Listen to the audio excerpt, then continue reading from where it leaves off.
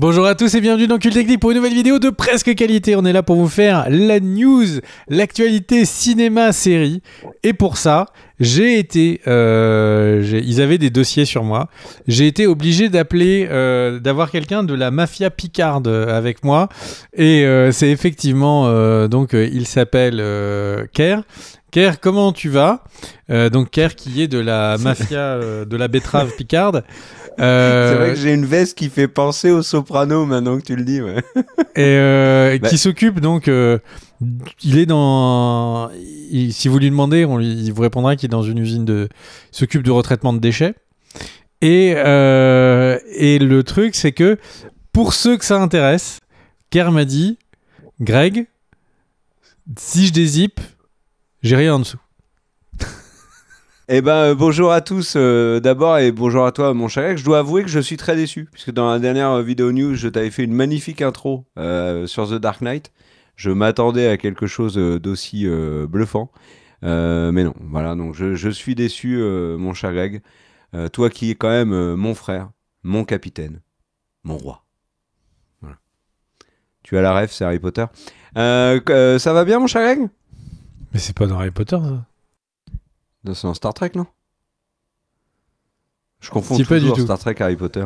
Le truc avec l'anneau, là, tout pourrave. Mais attendez. En tout cas, si jamais, un jour, vous voyez Ker qui arrive, ne bougez pas. Il ne vous verra pas si vous ne bougez pas. Donc... Alan Grant qui parle de Ker dans Jurassic Park, évidemment. Bah, tout à fait. Est-ce que je peux commencer avec mon traditionnel point pognon ? L'Indominus Ker, celui que modifié génétiquement. Et vous voyez d'ailleurs qu'il s'est déchiré le blason de son costume. Bref, mon cher Ker, le prédateur dominant du cétacé.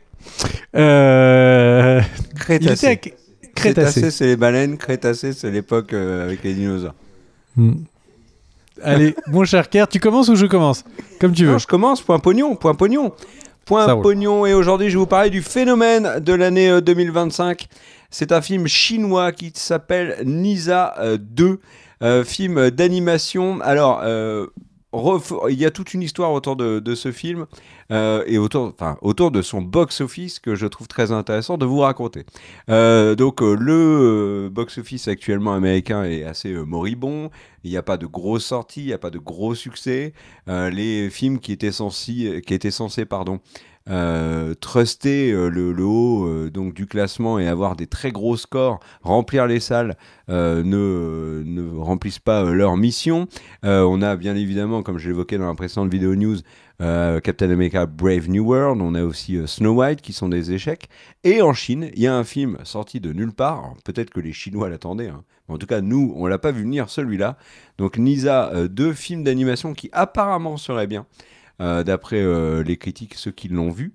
Mais ça n'est pas mon cas, donc je ne vais pas pour l'instant m'avancer. En tout cas, ce Nisa 2, en 20 jours, il est littéralement devenu le plus gros succès de l'histoire de l'animation, dépassant les 1,7 milliard de dollars de Vice Versa 2. Donc déjà énorme. Et très vite, les experts en box-office ont dit « Oui, mais attendez, là, il ne va pas s'arrêter là, en fait, Nisa 2. » Et il va taper les 2 milliards. Et c'est ce qui est arrivé début mars. Début mars, la presse américaine, la presse occidentale déclare que le film a dépassé les 2 milliards, qu'il est le 7e plus gros succès de l'histoire du cinéma. Donc voilà. Et le film trouve un distributeur en Occident. Alors, en Europe, il va sortir notamment en France. Il sort aussi dans quelques salles américaines. Et au moment où il sort donc dans les salles américaines, donc là, on est aux environs de mi-mars.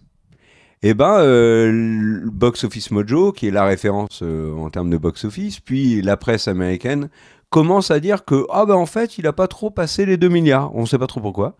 Mais le chiffre est revu à la baisse et il serait, au moment où je vous parle, à 1,9 milliard de dollars. Donc bon, il a perdu finalement assez peu. Mais on peut se poser la question de pourquoi est-ce que les chiffres ont été gonflés au niveau chinois? Est-ce qu'il y a une histoire d'inflation? Est-ce que c'est volontairement baissé par la presse américaine parce que c'est quand même un film chinois qui a fait l'intégralité de ses recettes en Chine. Il n'a fait que 20 millions actuellement aux États-Unis. Il y a une vraie question là-dessus, un vrai mystère. Peut-être qu'on aura la réponse un jour. Toujours est-il que là, il est quand même toujours très fort en Chine. Alors, ce qu'il faut savoir aussi, c'est que sur je sais pas comment ça s'appelle, le réseau social dominant en Chine, mais il y a eu beaucoup d'appels. J'ai pu voir, hein, alors je dis pas formidablement bien le mandarin, mais Google Trad le fait admirablement. Il y a en effet des messages de gens qui disent il faut que le film soit le plus gros succès de l'histoire de la Chine, il faut que le film puisse battre La Reine des Neiges, puis vice-versa. Il faut que ce soit un film qui fasse les 2 milliards, il faut que ce soit plus gros que les films américains, etc. Y a-t-il eu vraiment un élan patriotique autour du film? Difficile de le dire, mais en tout cas, il est particulièrement bien placé là.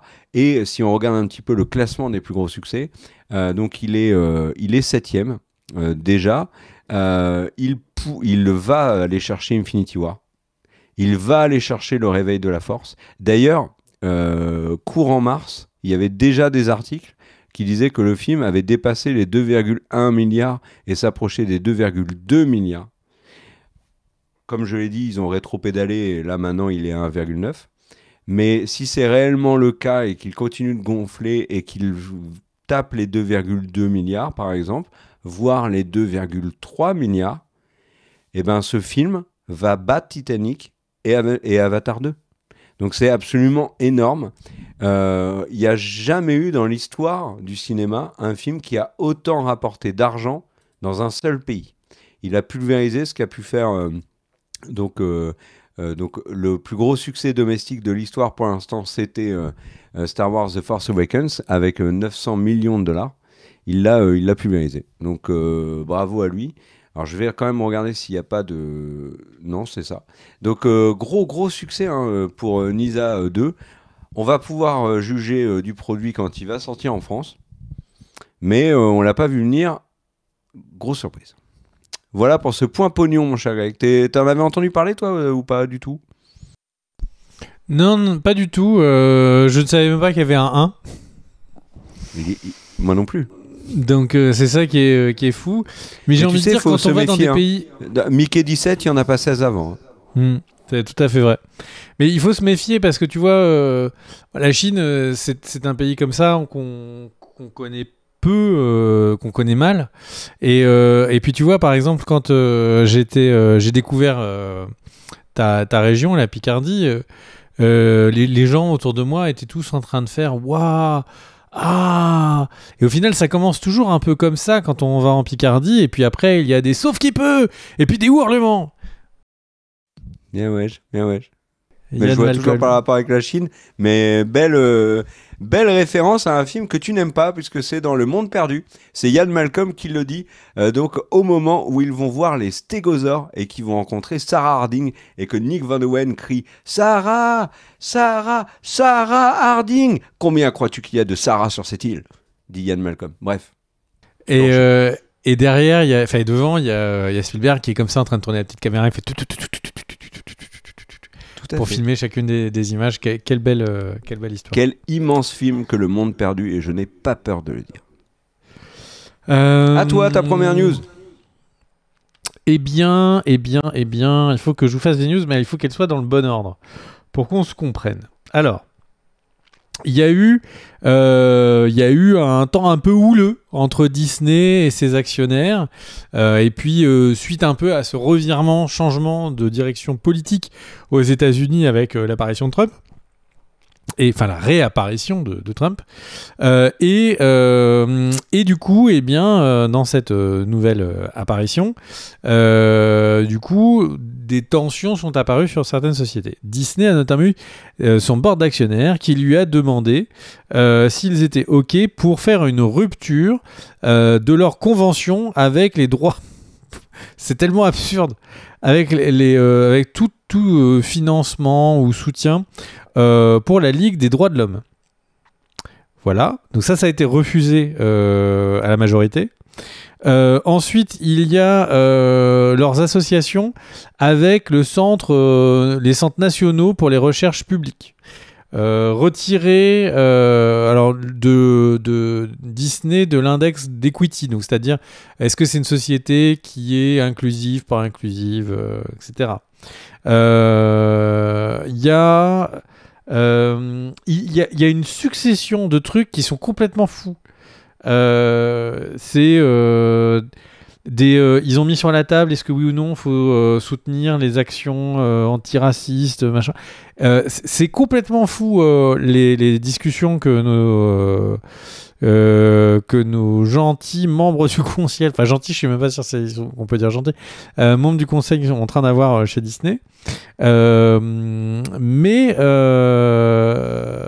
c'est un peu surprenant. Sur un ton plus joyeux et sans aucune transition, sauf Disney, Disney Plus va également se remettre à faire des chaînes. Et la première chaîne sur laquelle ils vont repartir, c'est qu'ils vont diffuser sur la plateforme de streaming la série Les Simpsons 24 heures sur 24, 7 jours sur 7. Dans l'ordre chronologique, enfin de diffusion. Et du coup, si vous avez envie, vous pourrez, vous aussi, en tout cas c'est d'abord diffusé aux États-Unis. Je suppose que ça devrait arriver en France dans la foulée. Donc si vous voulez, comme ça, vous bingez des années entières de Simpsons d'un coup, eh bien, n'hésitez pas. Eh ben. The Simpsons.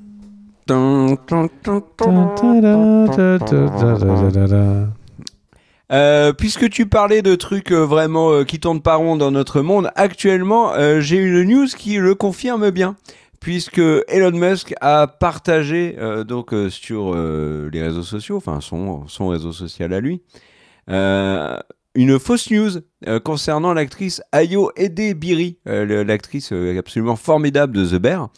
La série FX avec Jeremy Allen White. Ayo Edebiri qui a eu plein de prix d'ailleurs pour cette série et elle ne les a pas volés.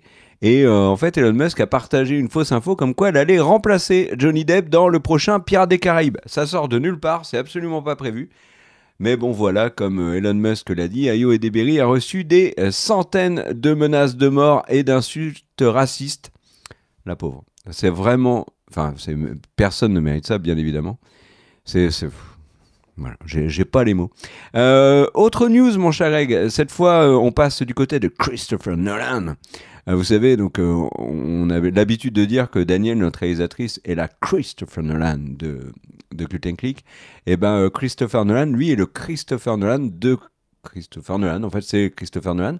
Et il travaille sur l'adaptation de l'Odyssée, d'Homère. Transition toute faite avec ta news sur les Simpsons d'ailleurs. Et dans la précédente, pas la précédente, mais l'avant, enfin vous avez compris quoi, il y a une ou deux vidéos news, on avait annoncé le casting de son film, donc l'Odyssée, et on se demandait quel rôle allait pouvoir incarner Matt Damon dans le film, et j'avais dit, dans un élan de lucidité, que pour moi, il allait jouer donc Ulysse. Eh ben, figure-toi, mon cher Greg, qu'une fois encore, j'avais raison. Et il va donc incarner Ulysse à l'écran, film qui s'est également renforcé, puisque l'actrice Mia Goth, qu'on a vue dans X, Pearl et Maxine, rejoint le film. Excellente actrice que Mia Goth. Et là, ça va faire rager beaucoup de gens, parce que quand je parlais de Shogun, s'il y a bien un truc qu'on me disait négatif sur la série, c'était l'acteur Cosmo Jarvis, que moi je trouvais très bien, mais les gens le détestaient. Et ben Cosmo Jarvis, et ben Christopher Nolan visiblement n'est pas de votre avis, puisque il a rejoint le casting de l'Odyssée. Voilà. News que j'avais depuis un moment, mais que je fais maintenant. Le film Wallace et Gromit, le dernier qui est sorti là sur Netflix. D'ailleurs, je suis complètement passé à côté de ce film. Alors, je l'ai vu, j'ai pas du tout... Je l'ai pas spécialement apprécié, il m'a laissé complètement stoïque. Et ben, c'est le plus gros succès de l'animation au Royaume-Uni. Il n'y a jamais eu un film d'animation qui a été autant vu que Wallace et Gromit, le nouveau. Voilà, mon cher Greg, pour mes premières news. À toi. Eh bien, je vais enchaîner les petites news par des petits changements, des changements qui étaient attendus, mais qui au final sont de plus en plus importants. Alors, le premier, c'est qu'il y a eu une étude qui a été réalisée aux États-Unis par Nielsen et qui, tous les mois, vérifie qu'est-ce qui est le plus regardé sur les écrans de télé. Alors concrètement, ça veut dire quoi ? Ça veut dire que ils regardent. Est-ce que vous regardez des applications ? Qu'est-ce que vous regardez ? Est-ce que vous regardez YouTube ? Est-ce que vous regardez les chaînes de télé ? Est-ce que vous regardez Netflix ? Si c'est un abonné Disney+, c'est les pubs qui regardent le plus. C'est pas mal. Bien ouais. Et en fait, le truc, c'est que donc Nielsen ne s'intéresse donc autant regarder sur la télé pour les annonceurs qui cherchent à nous attraper à ce petit moment où on est dans notre salon, on regarde un petit contenu qu'on aime bien et là, paf, pub. Ok. Donc du coup, eh bien, Nielsen dit que, eh bien, les numéros 1 pour la première fois, c'est YouTube, qui est arrivé premier de ce qu'on regarde, de ce que regardent les Américains en tout cas, aux États-Unis. Et 11,6% de tout ce qui est regardé à la télé aux États-Unis, c'est YouTube. Donc ça veut dire que c'est en plus de tout ce qui est regardé sur téléphone mobile. Tu passes 4 heures à regarder ton téléphone mobile, à regarder YouTube, et ensuite tu vas sur ta télé. Le temps sur le téléphone ne compte même pas dans cette étude. Donc ça veut dire que YouTube est incroyablement passé devant les chaînes de télé. Et ce qu'il faut savoir, c'est que c'est étonnamment grâce à l'explosion des visionnages de YouTube par les plus de 50 ans. C'est surprenant, non ? Ouais. Moi, personnellement, ce que je regarde le plus sur ma télé, c'est l'écran. Mais vous faites comme vous voulez. Après, moi, je trouve que tu dois t'ennuyer à mourir. Tu devrais allumer, en fait, la télé. Oui. Et du coup, la première news fait un lien avec la deuxième. Il y a le Spotter Showcase qui est apparu et qui est un événement qui a été créé par de nombreuses marques. Et en fait, c'est un événement où, en gros, des grosses agences essayent d'attirer les budgets des annonceurs télé pour aller sur tel ou tel contenu. Et la part belle de cette année, qui a eu lieu le 27 mars 2025, n'était pas pour les chaînes de télé, contrairement à ce qu'on pourrait imaginer pour un événement pour la télé. Mais non, en fait, ce qui a été important, c'est le fait de montrer et de présenter les plus gros influenceurs YouTube, donc évidemment les MrBeast et autres, et en fait de présenter carrément le calendrier des contenus en disant... Voilà, moi MrBeast, j'ai prévu une série de vidéos en juillet sur tel truc pour que les marques puissent s'accoler, sponsoriser, faire des OPSP de ces contenus. Quel était leur format, Et c'est incroyable parce qu'en fait, c'est ce qui était historiquement fait par les chaînes de télé qui disaient, bah là, en fait, j'ai mon JT, après, les gens, ils sont obligés de regarder parce qu'il y a le film qui démarre après, donc si tu veux me faire un truc Laura Merlin, brico chez toi et tout pendant 5 minutes, on te fait une petite émission brico chez toi, et puis ensuite c'est film. En fait, les formats télé étaient aussi calculés avec la pub, et là, en fait, la taille des youtubeurs internationaux, des youtubeurs américains, et ça va forcément apparaître en France, il y a certains des plus gros influenceurs qui sont de cette taille-là maintenant, par rapport à notre marché, eh bien, les anciens annonceurs télé sont en train de migrer vers les influenceurs. Alors, vous allez me dire, en quoi ça a un impact ? En quoi ça a un impact ? C'est que ça veut dire que directement, les chaînes de télé et les plateformes ne vont plus avoir ces budgets publicitaires, et donc que la création de contenu, et on le voit bien par exemple en France avec des créateurs comme Squeezie, etc., c'est quasiment devenu la télé, sa chaîne principale, et donc en fait ces budgets publicitaires qui permettent de financer des projets beaucoup plus gros sont complètement en train de migrer vers les influenceurs et principalement YouTube suite à l'analyse, entre autres Nielsen, que je viens de vous citer. Et pour finir, en fait, on avait dit que les plus de 50 ans s'étaient mis à regarder massivement YouTube, mais à l'inverse, il y a une inquiétude majeure aux États-Unis entre les studios, entre les chaînes de télé et les studios de production de ciné et séries, parce qu'en fait, la fameuse génération Z, donc les 20 ans et moins, je crois, si je ne me trompe pas, c'est avant 30 ans, si je ne me trompe pas, les Gen Z, et bien la Gen Z, visiblement, n'a aucune espèce d'intérêt pour les films. Ils préfèrent regarder des contenus courts sur les réseaux sociaux. Et il y a, pour vous donner une idée, il y a 43% des millénials, donc eux c'est les moins de 20 ans, qui trouvent que le contenu sur les réseaux sociaux plus pertinent que les films et les séries traditionnelles à regarder. Et environ 50%. Ça n'a aucun sens.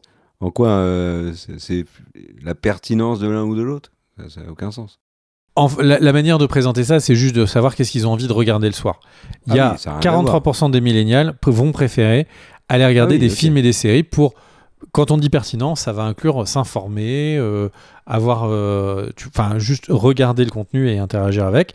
Et à savoir que il y a la moitié donc, des millénials, donc de ces 43%, qui considèrent un attachement beaucoup plus fort avec les créateurs de contenu des plateformes qu'avec des acteurs ou des personnalités de la télé. Donc c'est un vrai décrochage, là où, en quoi c'est intéressant d'avoir des personnalités, des acteurs hyper connus et tout. C'est parce que quand George Clooney est hyper connu, quand Brad Pitt est hyper connu, il peut porter juste sur son nom un film d'un réalisateur hyper quali, mais qui n'aurait jamais eu le financement pour faire son film, s'il n'avait pas eu un gros acteur qui accepte de jouer dedans. C'est la règle à Hollywood, c'est que c'est les acteurs qui vont amener, dans la majorité des cas, qui vont amener l'audience. Les films de super-héros, ils ont essayé de transformer ça en disant bah non, en fait, maintenant, ça va être les personnages qui vont ramener les gens en salle. Et on a certains cas, comme par exemple Nolan, qui, lui, ramène des gens sur son nom. Mais c'est très rare. Normalement, c'est sur les acteurs. Et donc, le fait de cette disparition de lien entre les acteurs et les plus jeunes, au profit des créateurs sur les réseaux sociaux, c'est vraiment le cinéma qui va en être appauvri très rapidement, parce que c'est les nouvelles générations qui vont, dans les quelques années, dicter qu'est-ce qui va être le succès des films au cinéma, notamment des blockbusters. Je sais pas ce que ça te pousse à... Enfin, qu'est-ce que ça te pousse à penser, mon cher Car, mais en tout cas, et alors, pour terminer sur un point qui peut-être te parlera plus, dans cette étude auprès des millennials et de la Gen Z américaine, il y a plus de une personne sur deux qui répondent qu'ils estiment que les plateformes sont beaucoup trop chères et qu'ils préfèrent tout simplement regarder les réseaux sociaux qui, eux, sont gratuits. Oui, mais laquelle? Ah, là, on parle de ces réseaux sociaux, c'est TikTok, oui, Insta, YouTube. Tu dis une personne sur deux, mais laquelle? Laquelle dit ça? Moi, je veux des noms. Ok, bah c'est une personne sur deux de moins de 30 ans aux États-Unis, donc tu peux te balader dans la rue, tu vas t'en trouver. C'est un vrai changement, parce que du coup, ça explique pourquoi est-ce que les plateformes essayent de faire des tiers les moins chers possibles avec de la pub pour essayer d'attirer les gens, puisque c'est un public qui, sur les réseaux sociaux, est habitué à avoir de la pub. Sur YouTube, il y a de la pub. Donc, en fait, c'est un format qui ne va pas les déranger, enfin, qui n'est pas censé les déranger. Donc, on a vraiment... Mais ce qui est marrant, c'est vraiment tout cet écosystème. La télé qui va se retrouver appauvrir de certains formats qui ne pourront plus financer. C'est le cinéma qui va se demander qui va être le star de ses prochains films. C'est vraiment tout le système. Il y a vraiment pas une rupture générationnelle, mais en tout cas, il y a une vraie différence de goût entre les moins de 30 ans, les moins de 20 ans et les plus vieux, quoi, pour faire une distinction. C'est assez marqué et assez étonnant quand on regarde ces stats. Évidemment, là, les stats que je vais te donner, c'est sur le marché américain. C'est peut-être pas exactement les mêmes en France. Mais franchement, on pouvait supposer que c'était un mouvement, mais de là à penser que c'était une personne sur deux qui était en rupture comme ça, je l'aurais pas dit.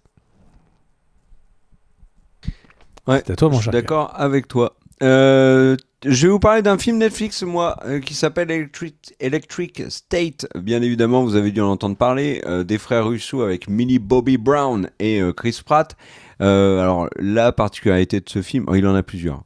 La première, c'est qu'il a quand même coûté plus de 300 millions de dollars. C'est le film Netflix et de plateforme le plus cher de l'histoire. Le deuxième, c'est qu'il est particulièrement loupé. Et le troisième, c'est que c'est un échec. Un échec en termes de vues. Alors, on en avait parlé avec Greg en off. Je lui avais dit, bah alors écoute, Electric State, les critiques sont absolument catastrophiques. Alors, les critiques presse, c'est un carnage total.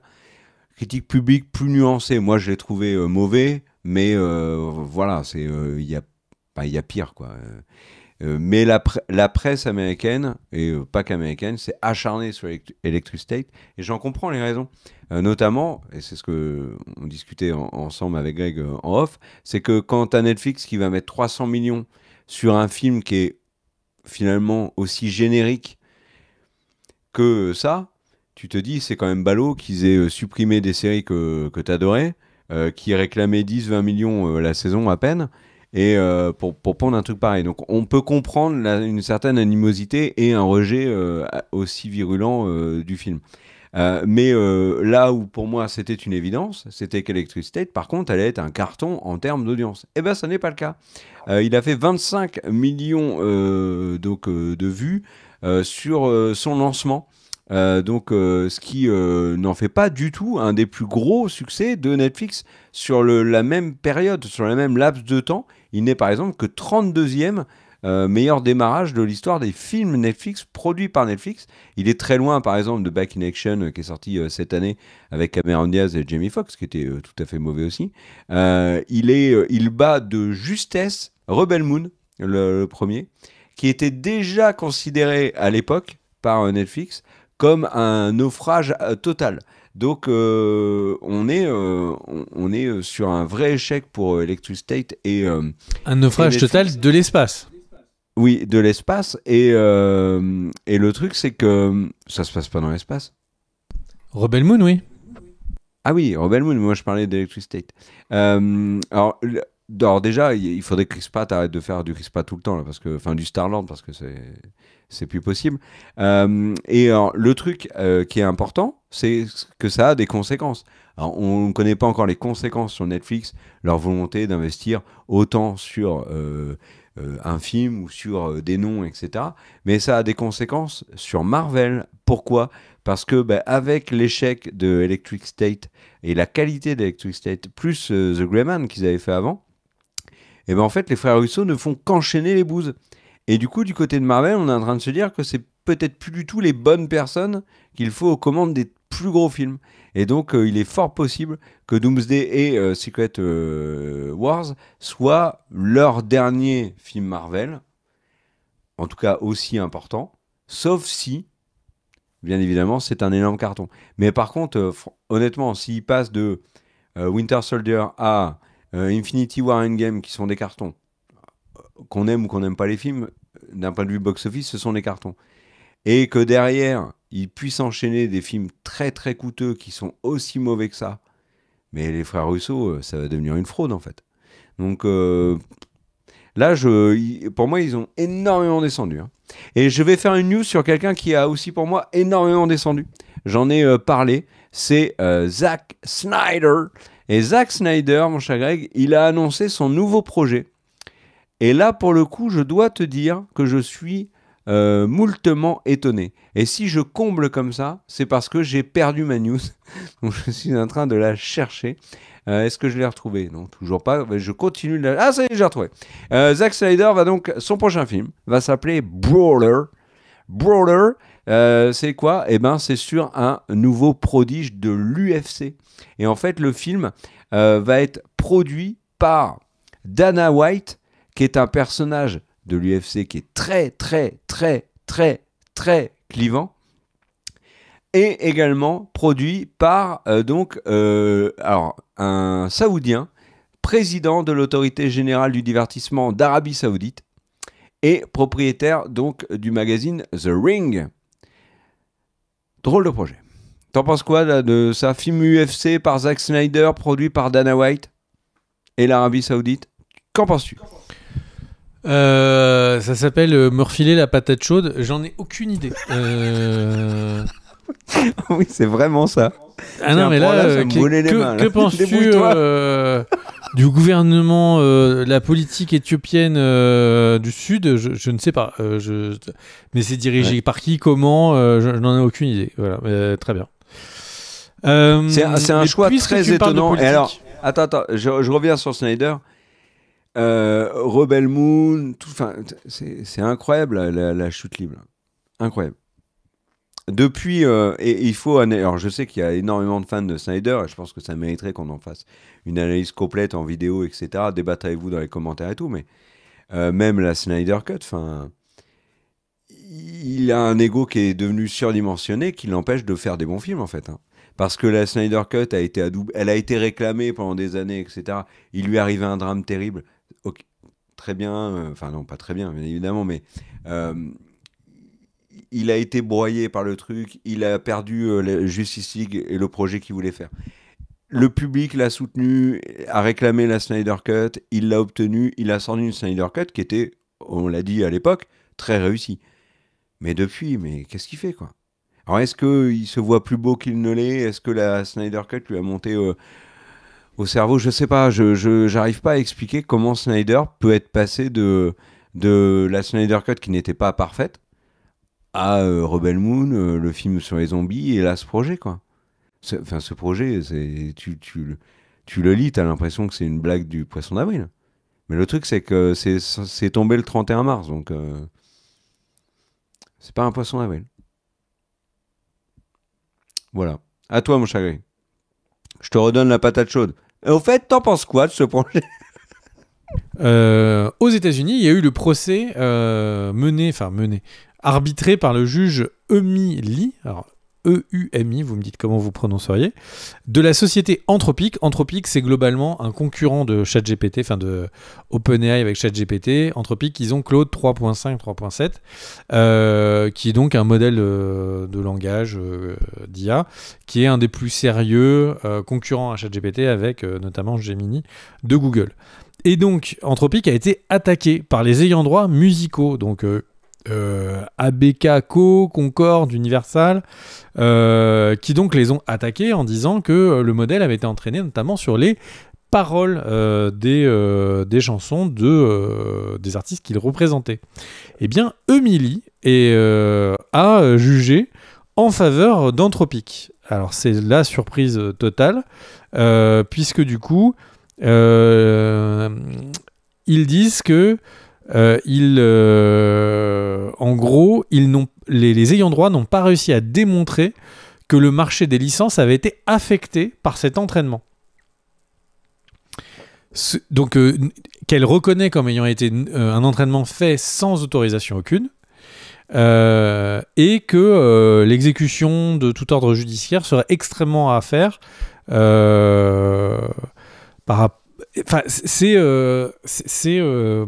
c'est une toute petite news, mais qui va avoir un impact énorme. En fait, si un juge aux États-Unis, donc c'est les premières jurisprudences, dit que en fait c'est pas grave si les IA peuvent s'entraîner sur les œuvres, parce que pour les œuvres il n'y a pas eu pour l'instant il n'y a pas de perte encore.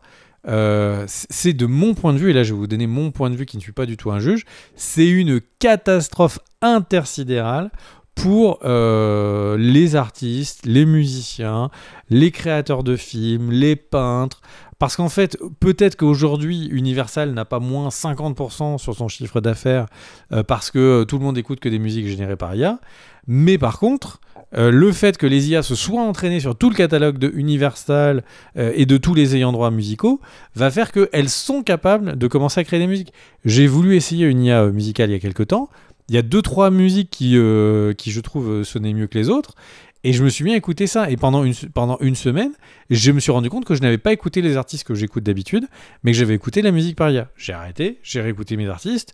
Mais le truc, c'est que si on se projette lointainement dans l'avenir, je vois pas comment on peut dire que ça va pas avoir d'impact. Je trouve ça complètement dingue. C'est dire vraiment, littéralement, ok, il a recopié toutes vos méthodes pour créer vos musiques. Ça n'a pas d'impact maintenant. Peut-être que il va tuer votre business plus tard, mais là tout de suite, aujourd'hui, maintenant, au moment où je juge, c'est pas le cas. C'est très étrange d'avoir jugé ça, et c'est vraiment, je pense, une extrêmement mauvaise nouvelle pour les artistes en fait qui vont en pâtir très très durement, surtout que le problème de la jurisprudence, c'est que du coup tous les prochains procès vont se baser sur ça et donc partiront du principe qu'il serait légitime de donner raison du coup aux sociétés de LLM quoi. Voilà, bon,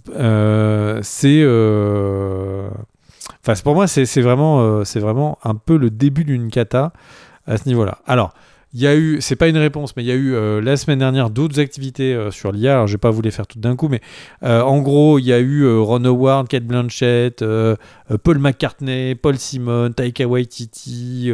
Enfin bref, beaucoup de créateurs, artistes qui ont signé une pétition pour tirer la sonnette d'alarme sur les IA.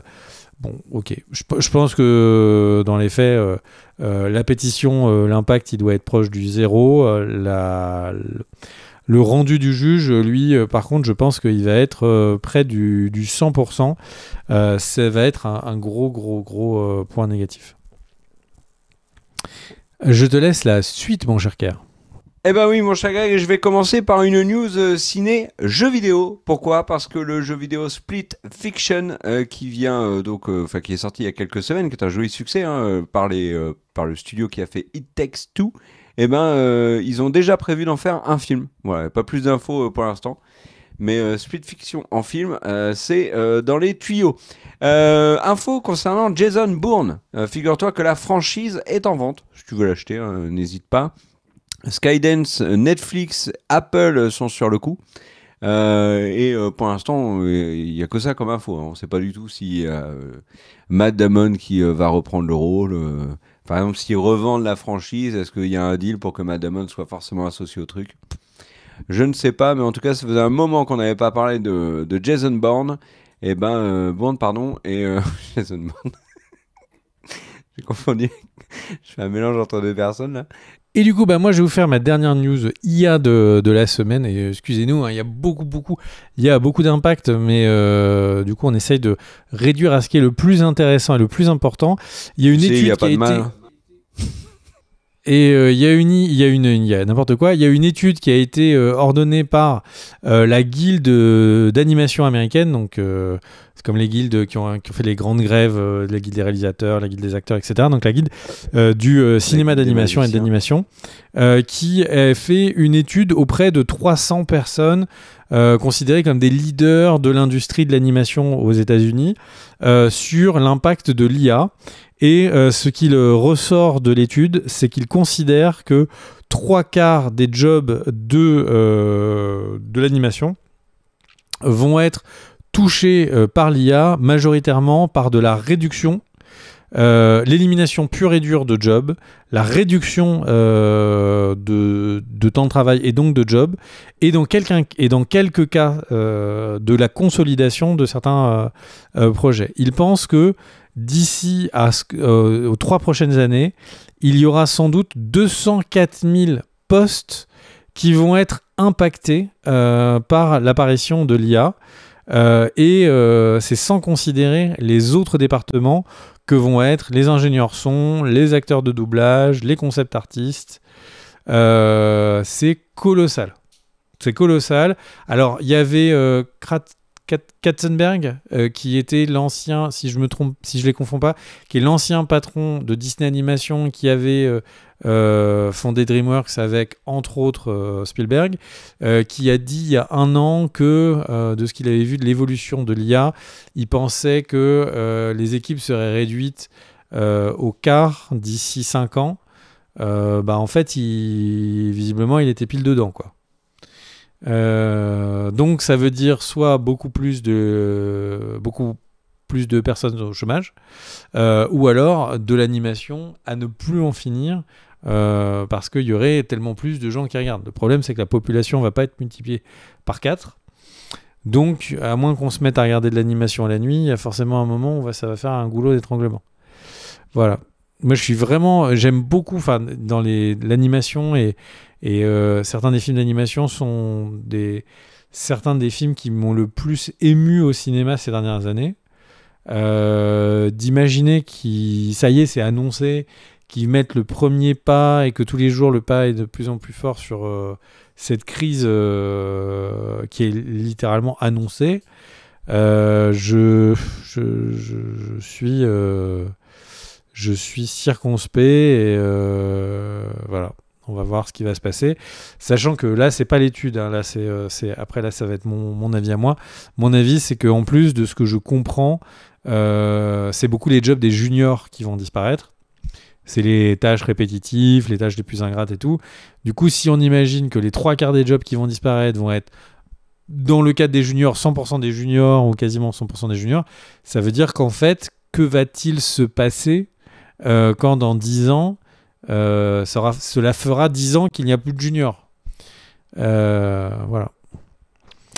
Je te laisse sur cette news particulièrement positive, mon cher Car. Eh bien, mon cher Greg, je vais vous parler d'un temps où l'IA n'existait pas, le temps des Beatles, puisque le biopic se dessine un petit peu, biopic réalisé par Sam Mendes, réalisateur de l'exceptionnel American Beauty, qui est mon film préféré avec Jurassic Park. Et il a fait donc, il se lance dans ce projet. 2 films sur les dinosaures. Oui, le truc sur les dinosaures. Donc, projet pharaonique pour Sam Mendes, qui est encore un petit peu flou, il faut bien le reconnaître. L'idée, c'est quoi? C'est qu'en gros, il va faire 4 films, un film par Beatles. En tout cas, c'est l'idée de base. Hein. Et bien évidemment, il voit l'aventure des Beatles à travers le regard d'un des membres du groupe dans chaque film. Et il commencera donc par George Harrison, et George Harrison va être interprété par Joseph Quinn, donc de Stranger Things, mais aussi de Gladiator, et aussi des 4 Fantastiques. Donc c'est lui qui va jouer George Harrison, et il va retrouver un autre acteur de Gladiator 2, Paul Mescal, qui lui va jouer Paul McCartney. Et figurez-vous que c'est Harrison Dickinson qui va jouer donc le fameux John Lennon. Et vous allez me dire, mais mec, mais c'est qui Harris Dickinson? Ben, j'en sais rien, faites vos recherches sur internet. Non, c'est l'acteur de Baby Girl qu'on a vu, enfin que moi j'ai vu aussi dans Iron Claw et que j'ai vu dans autre chose parce qu'il a une tête qui me dit quelque chose, mais je ne sais plus laquelle. Donc voilà, mais c'est d'après la presse américaine, c'est une pépite, un mec à suivre. Et enfin Ringo Starr, eh ben c'est Barry Keoghan, donc sosie de Sardoche, qui a joué dans Saltburn notamment, qu'on a vu nous dans Eternals, dans Greenlight. Enfin voilà, excellent acteur aussi, beau casting. Hein. Joseph Quinn, Barry Keoghan et Paul Mescal. Ce qui est cocasse, c'est que Barry Keoghan devait jouer dans Gladiator 2, il a laissé sa place à Joseph Quinn. Et donc voilà, en fait les 3 sont liés avec le projet de Ridley Scott. Ça aurait fait vraiment une belle histoire si Gladiator 2 n'avait pas été un si mauvais film. Voilà. Donc premier film sur George Harrison, ça sort en avril 2028 pour l'instant. Et on verra après pour la suite. Le deuxième devrait être celui sur Ringo Starr. On peut penser que le troisième sera sur Paul McCartney et quatrième sur John Lennon s'il va au bout de son projet. C'est un personnage que tu n'as pas trop aimé, mon cher Greg, dans le trailer de Superman, parce qu'il avait quand même une coupe de cheveux franchement pas terrible. C'est Nathan Fillion qui joue Guy Gardner, donc Green Lantern. Et ben il va reprendre son rôle dans la série Lanterns. Donc voilà, il y aura 3 lanternes, 3 Green Lanterns, donc déjà annoncées dans cette série qui arrivera sur Max. Autre news, Giancarlo Esposito qu'on a vu récemment dans Captain... Enfin, je dis on a vu récemment. Les rares personnes qui ont vu récemment Captain America Brave New World ont vu Giancarlo Esposito dans le film. Alors c'est vrai que... un pourcentage non négligeable de personnes qui ont vu Captain America Brave New World ont oublié que Giancarlo Esposito jouait dans le film. Mais Giancarlo Esposito jouait aussi dans Electric State d'ailleurs. Et ben lui, il veut se placer. Donc Gus Fring de Breaking Bad, hein, j'adore Giancarlo Esposito, hein, je suis pas en train de me moquer. Giancarlo, il veut se placer et il a déjà choisi quel personnage du DCU il voulait incarner. Et il a choisi Mr. Freeze. Donc voilà.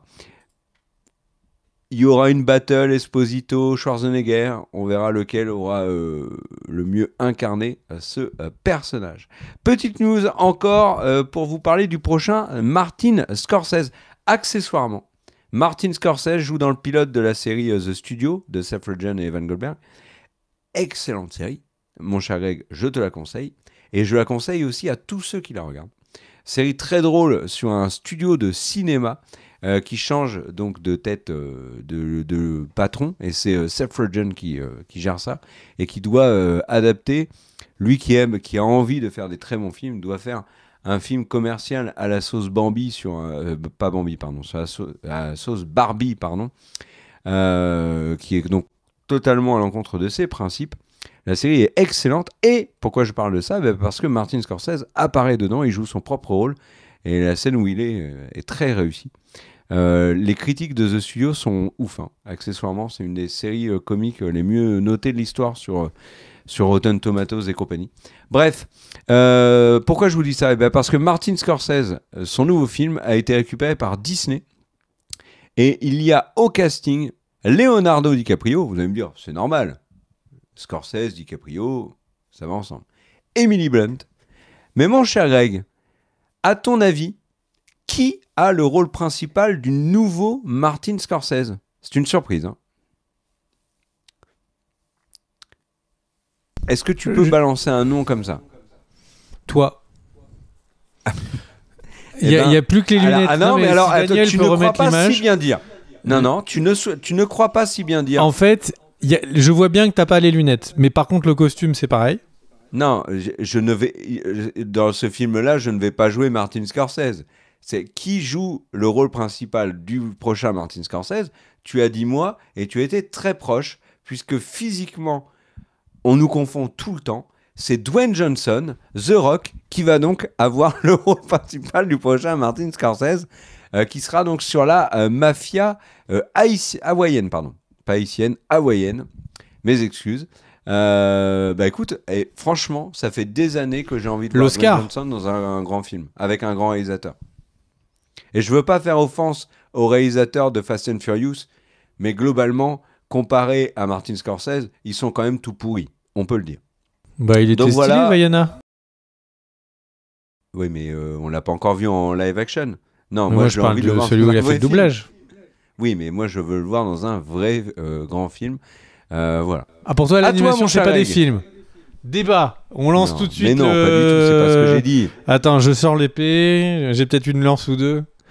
Alors, Amazon vient de faire un deal qui est peut-être le plus useless des derniers temps, mais je vous en parle parce que y a des fans ici. Donc, le joueur que Kerr pense être le GOAT, le plus grand joueur de tous les temps de basket, je parle de LeBron James, eh bien, qui a un podcast qui s'appelle Mind the Game. Tu sais que je le mets même derrière pour quelqu'un qui ne le pense pas, tu le dis tout le temps dans les vidéos. Michael Jordan en 1, mais je mets Stephen Curry devant LeBron James. En tout cas, dans mon cœur. Et bien donc LeBron James qui co-présente un podcast qui s'appelle Mind the Game avec son nouveau futur coach Steve Nash et elle est drôle celle-là. Non, Steve Nash ne sera pas coach, hein. Et comment ça s'est terminé à Brooklyn. Mes blagues que LeBron James fait lui-même dans le teasing, il dit si y a une place de coach et tout, c'est pas de ma faute. Et du coup en fait pourquoi je dis que c'est inutile, c'est parce que donc le podcast est disponible sur YouTube entièrement gratuitement, mais Amazon s'est empressé de dire qu'il venait de signer que Mind the Game serait en podcast et diffusé sur Amazon Prime et Amazon Prime Music. Voilà. Donc, voilà. Ce que YouTube a eu gratuitement. Parce que LeBron a juste demandé à un pote à faire uploader vidéo sur YouTube. Et voilà, petite remarque. Puisqu'on parle de Netflix... Non, on n'a pas parlé de Netflix, mais c'est pas grave. Mais c'est pas grave. Et donc... Franchement, les transitions, tu les... Moi, j'adhère. 8 sur 10 à celle. Puisqu'on ne parle pas de Netflix, donc, eh bien, Netflix a eu en fait un petit analyste comme ça du Wall Street, du Hollywood Reporter, j'ai n'importe quoi, j'allais dire du Wall Street Journal, qui a fait une analyse financière de Netflix et qui s'est dit que en fait, visiblement, les revenus et la croissance de Netflix est au-dessus des attentes. Et il a conseillé, non pas de rester neutre, mais d'acheter des actions Netflix et que celle-ci allait bientôt monter. Et telle la personne qui veut éviter le marchand qui veut éviter la mort et qui court dans l'autre ville pour l'éviter quand il l'a croisée et qu'il la rencontre, eh bien ce journaliste a, en disant qu'il fallait acheter Netflix, a créé le destin, puisque effectivement Netflix, suite à son avis, est remonté de manière notable en bourse, et ce qui fait que eh bien, nos amis de chez Netflix sont très contents. Alors pourquoi je vous parle de ça, c'est pas pour le fait d'acheter ou pas des actions Netflix, puisqu'en plus le cours est déjà monté, donc là ça n'a plus de sens. C'est plus sur le fait que Netflix, il y a un an, beaucoup de personnes mettaient un peu en question le modèle de Netflix d'être en permanence à perte. Et bien visiblement, là, il commence à l'être de moins en moins et carrément à avoir des mois où ils sont en bénéfice. Voilà, on le disait dans la vidéo Disney, Netflix en France, c'est la moitié des abonnements de plateformes de streaming. Et ils représentent à eux tout seuls le plus que le cumul de toutes les autres plateformes. Donc Netflix a vraiment réussi sa place à créer et à garder sa place de numéro 1. J'enchaîne avec une autre news, mon cher Car, ou tu veux en faire une ? Bah écoute, vas-y. Alors, petite news, ça fait plusieurs fois qu'on vous parle, souvent quand on dit Disney a dit qu'en fait tel film, le 1 avait coûté 100 millions, le deuxième 300 millions de budget, notamment les Miss Marvel, je crois que le budget annoncé était je sais plus, c'était de l'ordre de 200 millions de dollars, un truc comme ça. Et en fait, souvent, ça correspond bizarrement à des crédits d'impôt qui sont dans des pays comme par exemple l'Angleterre l'a fait de manière assez importante les dernières années. Et du coup, en gros, il y avait des crédits d'impôt qui, dans certains pays, allaient de 40 à 50% de ce que vous investissiez. Eh bien, vous pouviez le récupérer en crédit d'impôt. Donc, soit ne pas payer d'impôt jusqu'à la hauteur de ça, si vous êtes une très grosse boîte, ou carrément vous faire rembourser une partie de vos investissements. Donc, bon, d'aucuns qui seraient de mauvais esprit diraient que du coup, il est intéressant pour Hollywood d'aller déclarer des budgets plus importants que les films ne sont eux-mêmes. Eh bien, écoutez, le problème, c'est qu'aujourd'hui, à Hollywood, et ça fait 3 ans que c'est comme ça, tous les ans, c'est l'année où il y a le moins de tournage à Hollywood. Ce qui est un problème, puisque c'est un peu le cœur de l'industrie du cinéma, et on se retrouve de plus en plus avec des studios et plus vraiment le vivier. Donc il y a les agents, mais il n'y a plus les acteurs ont déménagé, les réalisateurs, les scénaristes, parce que en fait, les films sont de moins en moins faits, les séries sont de moins en moins produites à Hollywood. Il y avait déjà eu, il y a quelques années, un grand départ vers le Canada, notamment pour ces raisons d'aide fiscale. Puis, du coup, l'Angleterre est devenue très agressif là-dessus. Eh bien, qu'est-ce que va faire Hollywood ? Bah, tout simplement la même chose que les autres. Ils vont faire des crédits d'impôt qui vont être à hauteur de 35% de vos dépenses vont être remboursées par l'État de Californie, avec un bonus supplémentaire de 5%, les amenant comme c'est bizarre, à 40% comme les autres, enfin comme d'autres pays qui sont, si la majorité du tournage du film est fait en Californie, ou enfin Los Angeles plus particulièrement. Hors de Los Angeles, en Californie, mais hors de Los Angeles, excusez-moi. Et du coup, donc, ça les fait à 40%. Il faut, parce que je vois tout de suite Kerr se dire comment je vais faire pour faire... il faut investir $1 million quand même, au minimum, dans son projet. Et il faut que si c'est une série télé qui fasse ce genre de demande, il faut qu'au moins elle ait 2 épisodes de minimum 20 minutes qui soient totalement produits à Los Angeles. Alors c'est marrant parce que, donc je vous fais la news en soi, on s'en fout un petit peu d'histoire de ce crédit d'impôt, mais ça veut dire 2 choses. Ça veut dire que, ce crédit d'impôt va encore pousser les annonces, on va nous dire « Ah, c'est le plus gros film, c'est le plus gros live adaptation qu'a jamais fait Disney ». Oh, le film du MCU sur le copain du pote de Captain America, le deuxième Captain, pas le premier, et qui était le pote de Faucon, mais pas celui que vous pensez, mais l'autre, et bah ce film-là, 300 millions de budget. Donc, il y a de fortes chances qu'on continue sur ces news qui ont peu de sens. Et le deuxième chose, c'est incroyable que Hollywood, à chaque fois, quand on pense au cinéma américain, on pense à Hollywood, et de se dire que Hollywood en est là, en est à devoir demander, devoir redonner de l'argent aux studios pour qu'ils viennent tourner chez eux. Je trouve ça assez dingue. Voilà. Je sais pas si ça te fait réagir, mais ce côté La La Land de Hollywood, là où les acteurs allaient pour être castés, etc., ce grand rêve américain, eh bien, visiblement, était sur le point, ou en tout cas, est en danger. Ouais, c'est très triste. Tu sais que j'ai vu récemment l'intro de La La Land. Alors, tu parles de La La Land, donc c'est de ta faute. Qu'est-ce que l'intro est brillante. Vraiment, hein, c'est chef-d'œuvre. Hein. Qu'est-ce que la musique est ouf. La musique, non mais même juste la réalisation, le plan séquence, il est complètement taré. Non mais tout le film, le film est un chef-d'œuvre, l'épilogue du film, c'est un des meilleurs moments de cinéma. L'épilogue. Mais en fait, tu regardes, mais un des films qui me hante entre guillemets, dans le sens où je repense le plus à des plans ou à des moments, c'est Babylone. Enfin, franchement, on a. Oui, Babylone est très bon. Entre Babylone et La La Land, c'est l'arrivée d'un nouveau grand du cinéma, sans aucun doute. Et Whiplash, hein, aussi, avant. Alors, dans cette vidéo, Greg, une vidéo news, je n'ai pas parlé de The Pitt. Et ça n'est pas normal. The Pitt, série médicale créée par les créateurs d'Urgence et donc à la Maison Blanche, exceptionnelle sur Max. Et j'en parle dans chaque vidéo. Je vous invite à regarder cette série très bonne. Et l'info, parce qu'il faut une info, sinon c'est vraiment vous duper. C'est qu'il y aura une saison 2. Elle a été commandée et c'est très très cool. Je vais vous parler d'un truc que j'ai trouvé génial. Alors le truc, mon cher Greg, c'est que pour comprendre pourquoi c'est génial, il faut avoir vu The Office. Donc je vais contextualiser. D'abord, je vais donner l'info telle qu'elle est, et ensuite, je vais contextualiser dans le cadre de The Office. Ok ? Steve Carell, donc qui était le héros, Michael Scott de The Office. Steve Carell a annoncé qu'il allait financer gratuitement le bal de fin d'année de nombreux étudiants de Los Angeles qui ont tout perdu, avec les terribles incendies qui ont touché la ville. Sur le coup, tu te dis, c'est cool. Mais quand tu as vu The Office, mais c'est formidable ce qu'il a fait Steve Carell. Dans The Office, il y a un épisode où, en fait, Steve Carell, donc Michael Scott, arrive dans une école où, il y a de nombreuses années, il a fait la promesse à une classe que si les étudiants arrivaient au bout de leurs études, donc au lycée, je pense, il leur payait l'intégralité de leur études universitaires.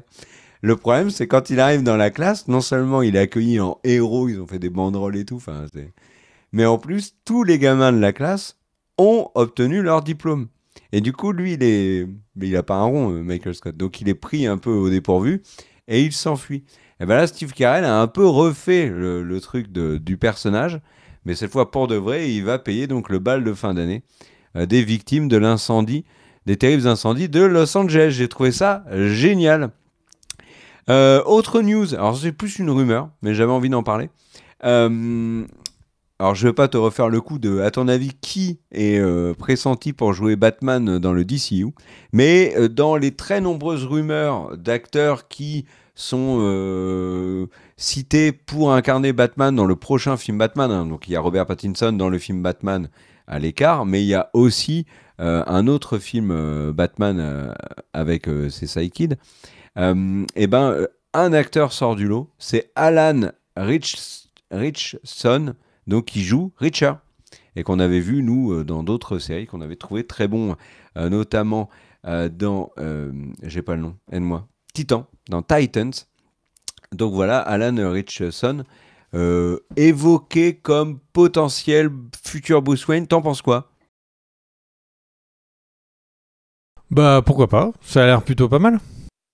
Et il est quand même sacrément mastoc. Alors je veux bien croire que Batman est très mastoc dans les comics, mais là tu passes de George Clooney dans Batman et Robin à Alan Ritchson dans c'est le titre, je crois, c'est Batman and the Bold, je crois, le prochain film. Bon. En fait, concrètement, tu te diras, oui, il a pas besoin d'armes, il va arrêter les balles avec ses pecs. C'est tout à fait plausible. Alors, autre info. Mike Flanagan, vous savez peut-être qui c'est. Moi, j'adore Mike Flanagan. C'est le créateur des séries Sermon de minuit, The Haunting of Bly Manor, The Haunting of Hill House. J'essaie de le dire en anglais, mais parce que je massacre toujours Hill House. Et du coup, vous me trollez dans les commentaires. Donc là, j'ai essayé de donner un petit côté accent britannique maîtrisé, alors que pas du tout. Donc, bref, Mike Flanagan travaille sur un autre projet, c'est pour Prime, et c'est l'adaptation de The Dark Tower, qui avait été en film avec McConaughey et Idris Elba, qui avait été très mauvais. Mais le chef-d'œuvre littéraire va être adapté par Mike Flanagan, et Mike Flanagan, il a dit tranquille ou bilou, moi, c'est 5 saisons ou rien. Donc, pour l'instant, Amazon n'a pas dit, bah écoute, mec, t'es bien gentil, mais c'est rien. Donc, pour l'instant, on partirait sur 5 saisons de The Dark Tower. Est-ce que j'en fais une petite dernière, mon cher Greg ? Allez, avec plaisir. Parce que après, j'ai un... Attends, hop, j'ai changé d'avis. Non, c'est gentil. Ok, bah, merci. Je ferai un gros truc après. Pas une petite dernière, un gros truc après. J'ai oublié de parler d'House of the Dragon. Vas-y, à toi. Non, vas-y. Tu nous as teasé House of the Dragon, fonce dessus. Ok. Alors, je fais House of the Dragon tout de suite. Ok. Alors, House of the Dragon, début du tournage de la saison 3, et du coup, ça communique beaucoup, notamment le showrunner Ryan Condal. Alors, il a dit qu'il avait été déçu par Greux Martin. On en parlera probablement plus tard dans une vidéo House of the Dragon, parce qu'il y aura plein de choses à dire, mais on vous fait quelques petites news là comme ça. Dan Fogler, des Animaux Fantastiques. Tu sais, c'est le boulanger dans Les Animaux Fantastiques, excellent acteur, qu'on avait vu aussi dans The Walking Dead. Et ben, il a été casté dans la saison 3, il jouera Torren Manderly. Et Tommy Flanagan, que vous connaissez tous si vous avez vu la série Sons of Anarchy, c'est l'Irlandais dans les Sons, avec sa cicatrice au niveau de la joue. Et ben, il jouera Roderick Dustin, ça c'est les 2 ajouts. Ensuite, il évoque un personnage, Lord Ormond, qui donc a été casté aussi, et il dit que c'est le personnage ajouté dans la série le plus important depuis la saison 1. Entendez par là qu'il n'y a pas de nouveau personnage de la saison 2 qui va être plus important que Ormond dans la saison 3. Donc voilà, et il a dit que le public allait être ravi, qu'il allait être surpris, bref, c'est génial, que l'acteur était formidable. Bref, du baratin. Et ensuite, il a également parlé de Daron. Il dit que Daron sera très présent dans la suite de la série. Et que si on l'avait si peu vu jusqu'à présent, eh ben c'est tout simplement parce que le livre ne donnait pas matière à ce moment-là de l'histoire à vraiment le mettre au cœur de la série. Dernier petit point sur House of the Dragon. L'actrice Caris Van Houten a été repérée à l'aéroport de Londres, probablement, d'après les insiders, partant sur le tournage de la saison 3. Qui est Caris Van Houten ? Eh ben, c'est Mélisandre. Donc voilà. Donc est-ce que Mélisandre sera bel et bien dans la saison 3 de House of the Dragon, ou est-ce que c'est pure bullshit ? Nous aurons la réponse bientôt. Et je termine, mon cher Greg, cette vidéo news par un truc où vraiment c'est de la com, où on nous prend pour des idiots. Et ça concerne la sortie du film Minecraft, qui sort donc le 2 avril en France, donc il est déjà sorti en fait. Et Jack Black est absolument partout. Et il y a eu une question sur Jack Black justement, et sur Minecraft. Est-ce que Jack Black, il aime Minecraft ? Et là, mon cher Greg, ils ont fait une réponse extraordinaire. Ils ont dit, et ça a été repris dans toute la presse américaine, Jack Black est devenu complètement accro à Minecraft sur le tournage du film. Il était complètement maniaque. Il accumulait des choses dans les mines. Il cherchait du lapis lazuli parce qu'il aimait sa sonorité. Bon, ok, très bien. Mais dans la déclaration, ils ont dit « Il a joué plus de 100 heures au jeu ». Ça, c'est vraiment, pour quelqu'un qui a déjà joué à Minecraft, une blague. Jouer 100 heures à Minecraft, bon, 100 heures, c'est beaucoup sur un jeu. Hein. Ne le faites pas à la suite, et puis surtout faites autre chose, etc. N'abusez pas. Mais Minecraft, c'est un jeu quand même qui est très chronophage. 100 heures de jeu sur Minecraft, tu fais pas grand-chose. Donc j'ai trouvé ça très drôle. Quand j'ai vu les 100 heures de jeu, je me suis dit, ils sont incroyables. Ils nous prennent vraiment pour des idiots. Voilà, mon cher Greg. J'en ai terminé. Je te laisse le mot de la fin. Je te laisse remercier tout le monde. Mais j'ai envie de les remercier aussi. Hein. Bah, le mot de la fin, c'est qu'au moment où on record, il y a eu une petite annonce d'un leak assez crédible sur un nouveau jeu Star Wars qui ressemble à un XCOM, donc un jeu de stratégie avec des déplacements, qui a l'air assez joli. Voilou. Eh bien écoutez, merci à tous de nous avoir suivis en vidéo pour cette vidéo news. On a essayé de vous faire 2 vidéos news pas trop éloignées parce qu'on n'avait pas pu en faire avant et que du coup le nombre de news était en train de s'accumuler de manière incroyable. Donc on espère que ça vous a plu. N'hésitez pas à regarder les autres vidéos de la chaîne. On a préparé un petit dossier sur Disney entre autres. Et j'ai envie de dire, on se retrouve la semaine prochaine pour plus de vidéos. N'hésitez pas à vous abonner, à activer la cloche pour pouvoir avoir les notifications quand ça sort. Et surtout, merci à tous ceux qui soutiennent la chaîne, que ce soit juste par des likes, par le partage, parce que le partage, mon cher Ker, c'est la vie. Et évidemment, tous les tipeurs, Ker, le lendemain, Ker, c'est la vie. C'est la vie. C'est la vie des vieux. Et du coup, et merci également à tous les tipeurs qui nous soutiennent. Sans eux, on ne pourrait pas pouvoir avoir la flexibilité de on déménage, il nous faut d'autres types d'équipements, plus de matériel pour ci, pour ça. Eh bien, merci à vous. C'est pas YouTube qui le paye, c'est vous. Donc merci à vous.